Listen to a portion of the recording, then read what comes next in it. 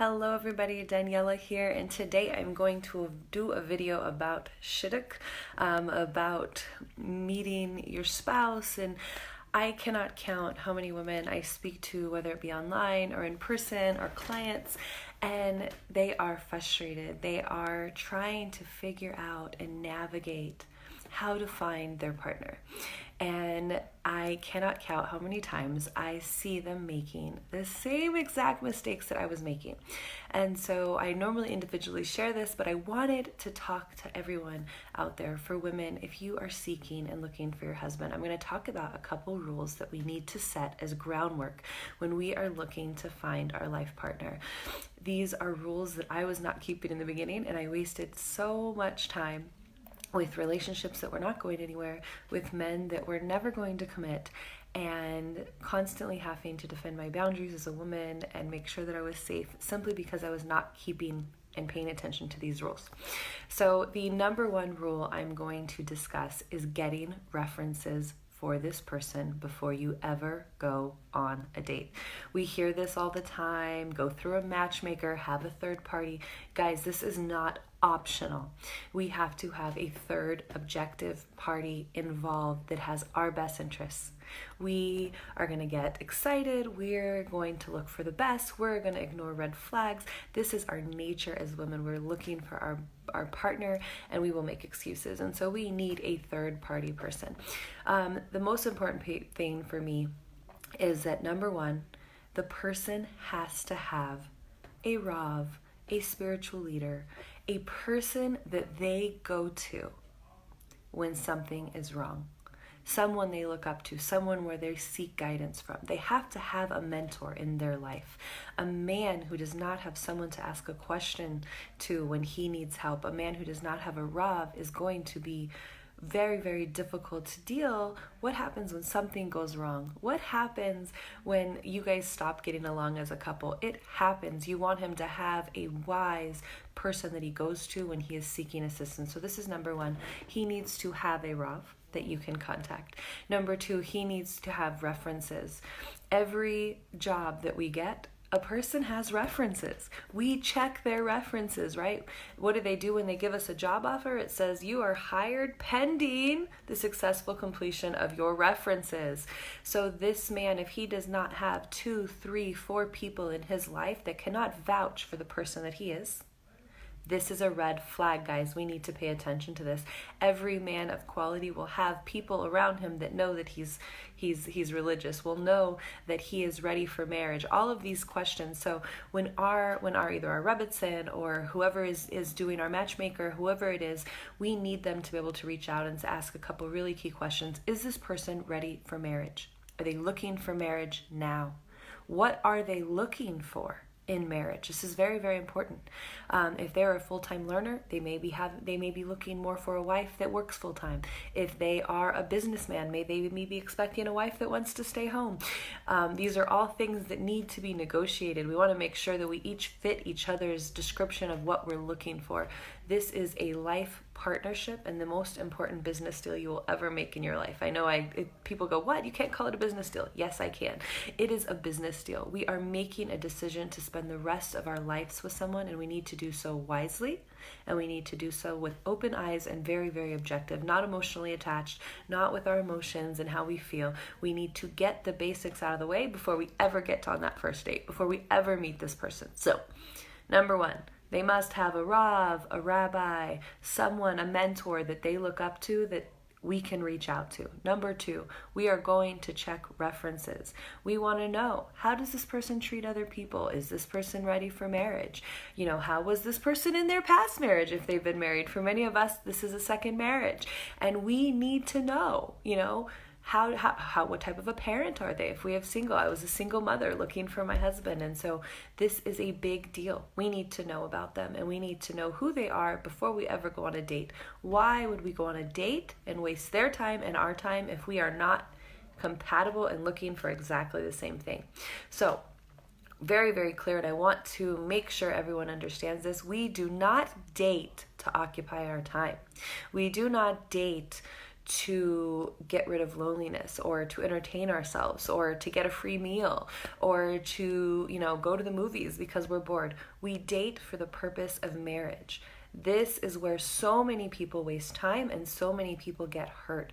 Do not waste your time dating someone that's not ready for marriage. If someone says they're not ready for marriage, we immediately, it's done. I don't care if we like them. No, we can't be friends. We move on with our lives, guys. Men and women who are looking for marriage are not supposed to be friends. We need to keep those boundaries in place. If we're not ready for marriage, we don't date. That's it. We don't date to have fun. We don't date to enjoy ourselves. One or the other, or maybe even both, are going to end up emotionally attached or hurt or crossing physical and emotional boundaries they were not meant to do. So we do not date for entertainment. We do not date casually. We have purpose when we date, and it's to find our life partner, and we only do so when we are ready. And that is one thing that we really need to make sure. Is this person ready for marriage? Are they froom? Are they Torah observant? Do they eat kosher? Are they shomer nagia? Are they davening 3 times a day, ladies? Does this man go to a shul? Okay? If this is a religious man, there's going to be men who see him at shul multiple times a day. They're going to know him. They're going to be able to tell you this is a good person for you. Okay? Someone who does not have this is a red flag. So I want you guys to really, really be aware. So first, we're checking references. Right? We're making sure they have a Rav to look up to, because when you and him have a problem in marriage, you want to make sure he has a Rav to go to, right? Next, ladies, we are going to talk, and yes, I know, gentlemen, you're also watching, you can learn from it, but I'm speaking to the single ladies right now. This is so important. We now need to have, for us, a Rebbitzin, a woman that we trust. And I'm going to say she needs to be a married woman, a successfully married woman. We do not want to take advice from our single friends, guys. Our single friends may have the best interests in mind, but they have not successfully gone into marriage. So they may be making some of the same mistakes that we're making right now that's impeding us getting married. So we want to make sure we are speaking to women whose life we want, okay? So we want to surround ourselves. I know a lot of people say they avoid hanging out with married women. They feel awkward when they're the only single woman. No, if you want to be married, you need to hang around with married women. You need to surround yourself with married women. I remember I was really frustrated with the shidduch process. It was like guy after guy, 3 months, 4 months, 6 months of time wasted. And I finally went to my Rebbitzin and I said, I need help. This isn't working. Nobody's moving forward towards commitment. We're going in circles. What is going on? And so my Rebbitzin was like, no, you're doing it all wrong. And so that was very difficult for me to submit to that and say, okay. And I handed it all over and I said, okay, I'm going to listen to what you say. And that is when stuff started changing for me. That is when I started viewing the shidduch process as something that was a business deal. It is not personal. I'm going to check their references. I'm going to make sure before I ever go on a date and get a chance to get attached to the person or like the person, because you may very well like or be attracted to somebody who is not meant to be your husband or is not ready to be your husband. And this is so, so important, women. You do not want to get stuck in a position where you are now emotionally, physically, spiritually attached to a person that is not meant to be your husband. This is where we need to set these boundaries, ladies. And we set them before we get attached. It's much more difficult to do it once we get attached. As women, we are nurturing and caring and giving by nature. And if we do this in the wrong order, we end up attached and giving ourselves long before we ever determine if this person's marriage material. So we're going to switch that back around, and we're going to go back to doing it Hashem's way, and we're going to go back to doing it the right way, where we protect ourselves and our emotions, right? Next thing I'm going to talk about is very, very clear. It's shomer nagia, ladies, and yichud laws. That is making sure you are not alone with this man, making sure you are not spending time alone, going to movies in dark places. We are not on a date to be entertained. We are on a date to get to know someone. You can't get to know someone in a movie theater in the dark. The only thing that happens is physical boundaries eventually start being crossed. This is not the right environment for a shidduch, for a date, for a place somebody is actually trying to get to know someone. We're not dating to be entertained. We're dating to find our soulmate. And you can't do that when you're getting wrapped up in entertainment. So I really want to talk about this. This is very, very important. The appropriateness of a date. It should be in a public setting. It should be somewhere that's safe. It should be somewhere where people are around. We've already checked references. We've already spoken to their Rav. We already know they are ready for marriage right now. Now we are willing to go on that date with them. Now we will meet in a public place. We will then, at that point, the next step is making sure we're asking the correct questions. What do you want? What are you looking for? What do you want in a home? What are you looking for in a wife? What's your expectation of a wife? What's your expectation of a husband? How many children do you want? Do you want to live here? Do you want to live in Israel? Do you want to be close to your family? How involved are your parents? How involved do you plan your parents to be? These are all questions. These are the questions we're often afraid to ask because we don't want to turn someone off. We are on an interview, the most important interview of our life. We're determining if this is someone that can be a life partner, okay? So we want all of that established. So I really, really recommend not hours and hours on the phone, not getting emotionally connected, not telling our entire life stories to people before we've met and determined if this is even someone that we want to move forward with, guys. We are precious, we are special, and we do not waste our time or our emotional energy on someone that is not going to be our husband. This is respect for ourselves, and it's also respect for our future husband. Understanding our future husband doesn't want to hear that we had 20 million relationships before him. He wants to know that we were looking for him, and we dismissed every other person until we got to him. Understand, we want to make sure that we are clear. This is what we want, and this is what we are going to get. And we're not settling for anything less, ladies. So we are going to stay shomer nagia. We are not going to touch. We are not going to get emotionally and physically attached to a man that is not our husband.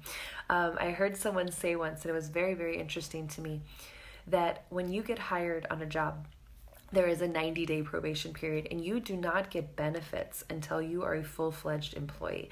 And this is the same thing with a marriage, guys.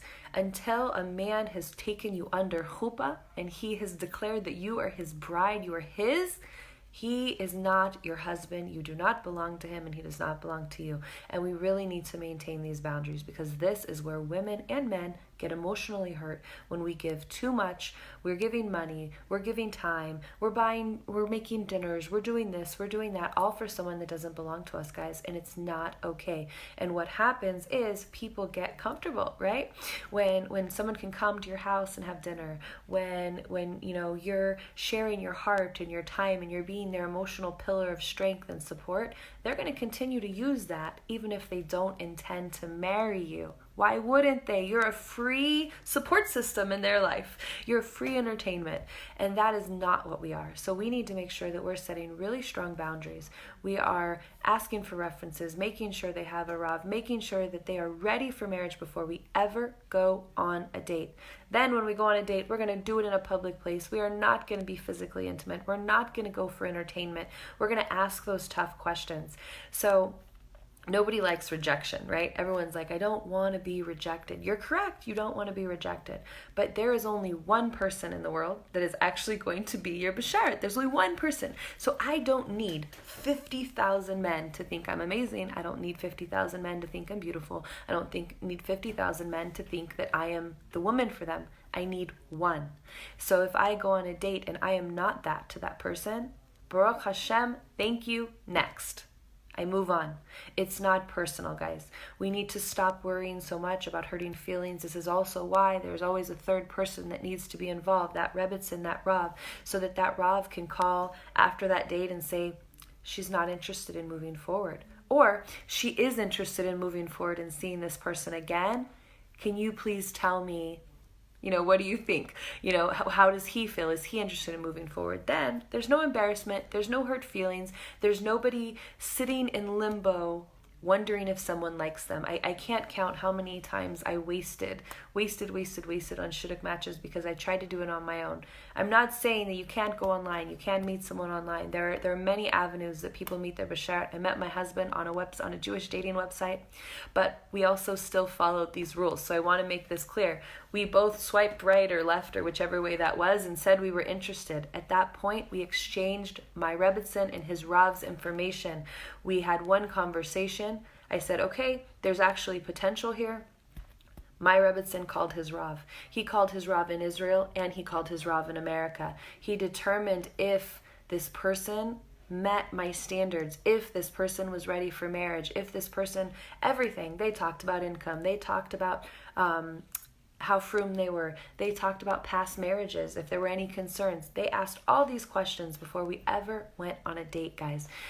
This is so important. Have somebody that you trust in the middle, whether it's a rabbi, a rebbitzin, a friend, whoever it is. Let them be that middle person to be objective for you to say, hey, Daniela, I see a red flag. This person's not ready for marriage. Don't go on a date with them. It's done, guys. So you want to make sure that you're following these steps. Stop wasting your time, their time, and honestly, you're wasting your Basharat's time. You're wasting your soulmate's time, because you can't get to your soulmate if you're waiting and spending 2 years with a guy who hasn't married you, guys.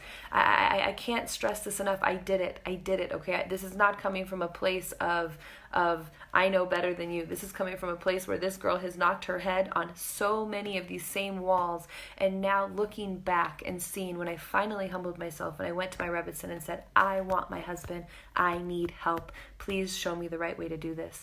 And there was someone at the time that I was actually talking to off and on. We've been talking for 4 months, and my Rebbitzin said, I haven't checked this person's references. I don't know if this person wants to marry you. Why have you wasted 4 months of your life talking to this person?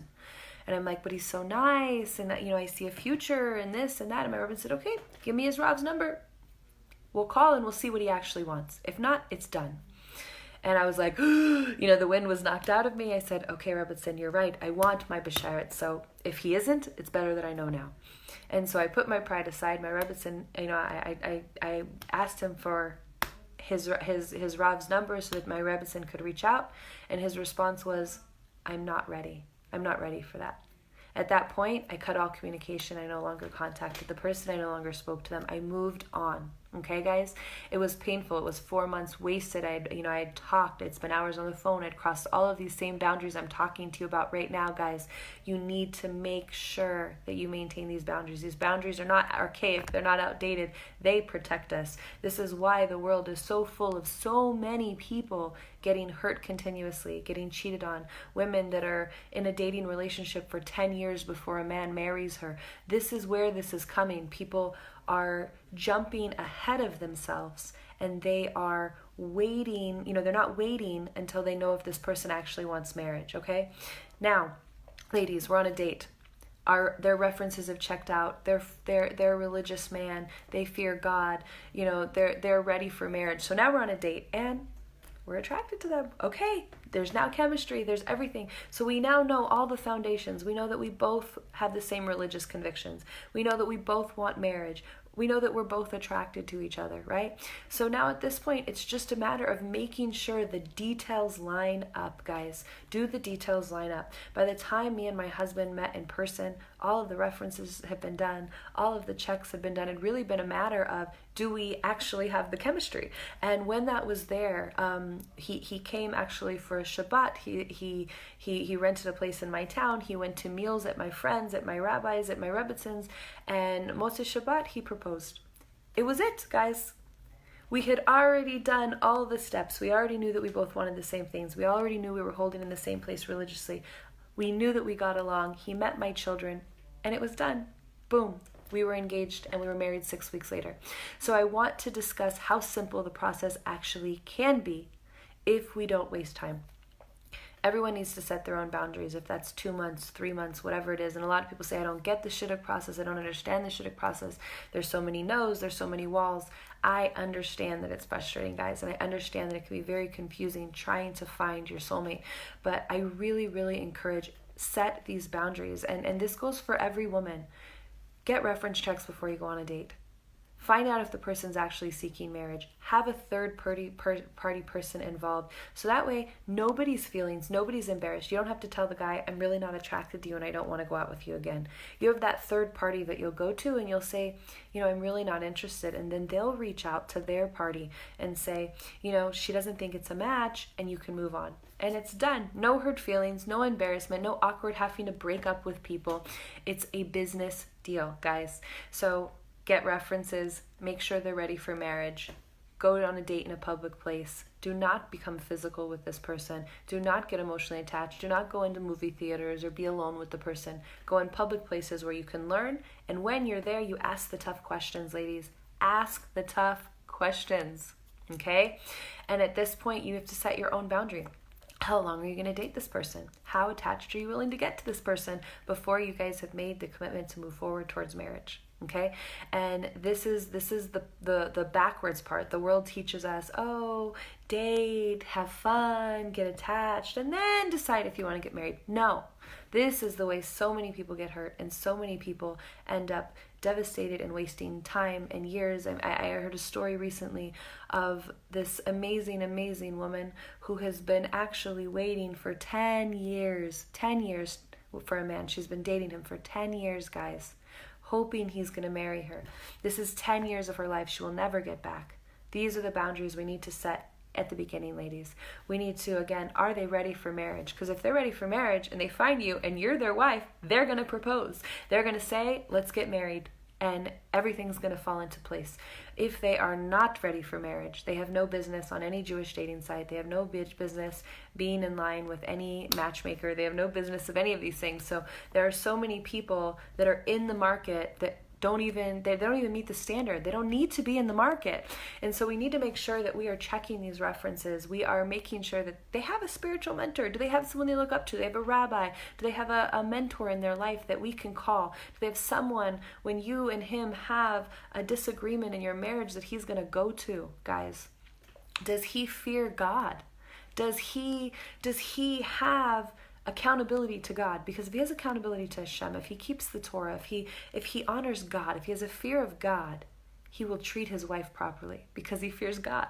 So these are all things that need to be established before we get attached, before we become physical, before we waste time and energy, ladies. I hear so many amazing, especially I hear a lot of like maybe Baal Tshuvas or single mothers that are in the shidduch process, and they're giving too much of themselves. They're wasting too much time. They are, definitely just wasting time. If this person is not ready for marriage, you don't date him. If this person does not meet your spiritual standards, you don't even go on a date.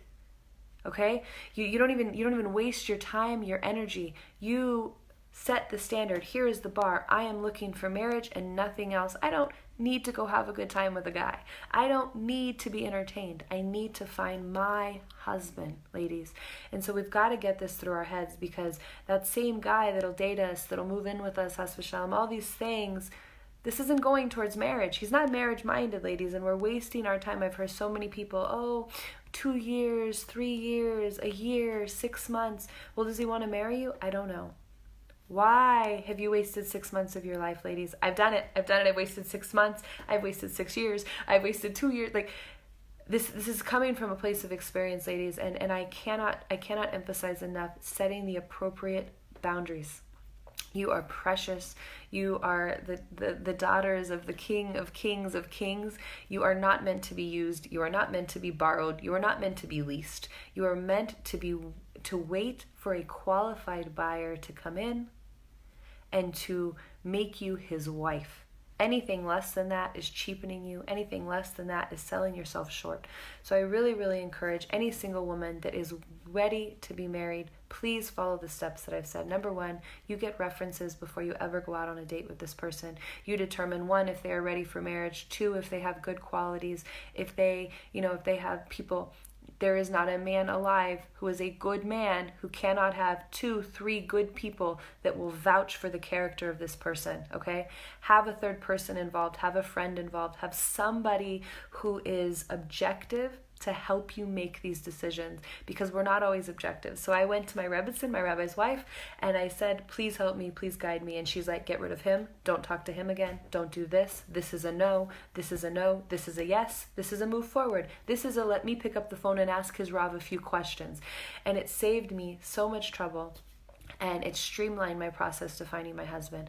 And so I really want to encourage women to stop jumping into the game. Just because men want to play the game doesn't mean you have to play the game. So you set your standards, and any man who doesn't rise to that standard was never going to be your husband anyways. So don't fear that you're going to eliminate your husband, because you can't eliminate your husband. The man that is supposed to be there for you is going to do things the right way. By refusing to give your body, by refusing to be alone with, by refusing to do these things, all you're going to do is eliminate men who are trying to use you. That's the reality. A man who's trying to use you is going to want to be alone with you. A man who's wanting to get entertainment from you is going to offer to take you to a movie. This is a man who wants to get to know you and determine if you could be his wife is going to take you to a public place. He's going to take you to dinner. He's going to sit down and discuss, or coffee, or whatever it is, Starbucks, public place. You're going to sit, coffee, but you're going to go somewhere in public, and he is going to discuss marriage. He's going to discuss what he's looking for in marriage. He's not going to discuss the weather. He's not going to, you need to treat this as the most important interview that you ever go on. And you need to get those questions answered now. Do you want children? Do you want more children? Do you, want to live here? Do you want to live there? Do you intend on me being a housewife? Do you intend on me working full time? Do you intend on working? Do you intend on being a full-time learner? What is it that what is the future? What is those plans? Because you want to make sure that the decision you get into is something that you can live with. Marriage is not what the movies tell us, ladies. Marriage is a commitment to two people building a life together. And so you need to make sure that this person meets all those qualifications before you ever get attached. I see so many women that feel foolish and used, and they've wasted time and energy on man after man after man after man trying to find their husband. But you don't find your husband by giving yourself to someone who's not your husband. And so I can't stress that enough. And I know it sounds very foreign to so many people because the society teaches us we've got to put ourselves on display. I also want to talk about the way that we dress, the way we present ourselves, in particular for religious women or any woman out there that's looking to find a husband. If you want your husband to be someone who's looking at you for your mind, you need to actually come dressed like you would for a business deal. You want to be modest. You want to be covered. You don't want a man who's like, ooh, I want her because she's immodestly dressed. You want a man who's looking at your mind. You want a man who's looking at your value as a woman, what you have to offer, not thinking horrible thoughts of what he wants to do with you in private. I'm being very, very bold and very honest about this because so many women need to hear this. So many women are wasting their time and their energy, and they're trying to look as sexy as possible, or they're trying to, be super extravagant when they go on a date, and in the highest heels and the tightest skirt that they possibly can, and these things. And what this is doing is drawing attention only to your physical and not to who you're actually worth. And so what you're going to do is you're going to continue to draw people that are only looking at your physical, and that is not the reason that we want someone to marry us. We want someone, yes, of course, to be attracted to us, but we want someone who sees who we are, our values, our strengths, our morals as a woman. And we can't do that when we're being allowed, here I am, stare at me, look at my curves. We can't do both, ladies, at the same time. So you want to tone it down for the dates. Okay, I'll tell you a story. I was going through Jewish law, right actually the week before I met my husband in person. And I was talking with my Rebbetzin, and we were discussing our hair being up in public, and the halacha that says that a Jewish woman should not have her hair down and flowing in public. And anyone who knows me before I was married knows I have really big curly hair. My hair was, definitely a part of who I was. And I remember sitting there and going, I can't wear my hair up. Like, I have to have my hair down and pretty. I'm about to meet, this guy. I really think he might be the one. And so my Rebbetzin said, do you want him looking at your hair, or do you want him looking at you? And me and her discussed it, and I kind of went in circles. And trust me, as I was getting ready for the first date, I was like, I want my hair down. And I made the decision to put my hair up. And I remember being so uncomfortable and self-conscious about it because I loved my hair down. That was more my preference of look. And, within a couple of days we were engaged, and 6 weeks later we were married, ladies. So I really want to encourage you that the things that you're worried about are going to get in the way, the way your hair looks, or, if you don't look attractive enough to him, or whatever it is. These are not the things that are going to get in the way. What's going to get in the way is you not setting appropriate boundaries. What's going to get in the way is you spending time, emotion, money, on a man that has not committed to you. And so if there's any men listening, I also want to encourage the men, please hold these standards with these women. Don't waste their time. Do not go into a date if you don't think that she's a match. Do not go into a date where you guys haven't checked references. Same thing for men. If you are looking for your basharat, set these standards and set them high. Walk into it as a business deal. And if a woman is not the woman for you, please Tell the third party, tell the woman as politely as possible, and move on. Do not hold on to women for the sake of convenience, or, well, if I don't find anything better, she's kind of nice, she's cute. No, if she is not the one you can't live without, if she is not your Sarah, if she is not your Rachel, please move on. Please allow her to be free to move and find that next person. And women, same thing. If there is a guy that you view as the fixer-upper, he's not your guy. He's not your guy. You have to be able to respect and honor and look up to your husband. You have to know that he is intellectually your superior, that you're able to come to him.